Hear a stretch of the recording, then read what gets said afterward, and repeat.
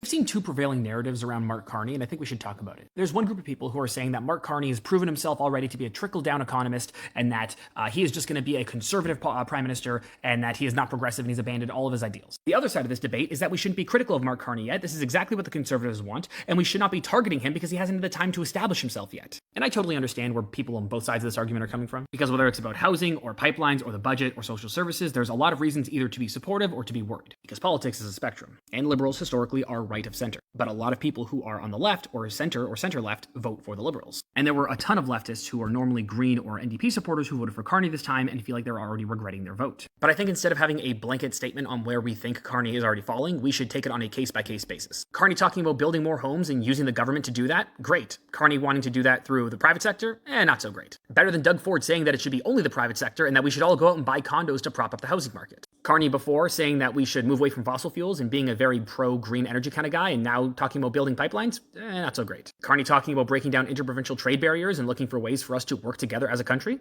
Good thing. Carney in the mandate letters and in the throne speech talking about bringing balance to the Canadian budget? I can understand why people are concerned about that. It seems to imply that there might be some austerity, but also there's no evidence of that austerity yet. We should be wary, but we can't assume that that's going to happen, especially because he's already talked about keeping in place the childcare programs and the pharmacare program and the dental care programs, and some of those programs have actually been continuing to improve. He didn't stop the rollout of any of those things. Be wary, be mindful, but let's not jump to conclusions just yet. As in, let's not assume that he's going to be some hard right conservative and he's going to instill trickle-down economics on us and commit to austerity and cut all of our healthcare and all that kind of stuff. But also, don't give them the benefit of the doubt and assume that they're only going to do good things. We need to hold their feet to the fire to ensure that they do progressive policies and they do good things for all Canadians. Our accountability as citizens does not end at the ballot box. We have to continue every single day to push our politicians towards doing the right thing. We have seen Doug Ford flip-flop on things. When there's enough public pressure, he changes his mind and he does the right thing, eventually. Even though 99 times out of 100 he does the wrong thing. But it's still worth fighting it for that one time. And I've seen the Liberal government, especially Carney, be a little bit more receptive than we've seen Doug Ford and other conservatives be. So let's push for and fight for the things that we believe in.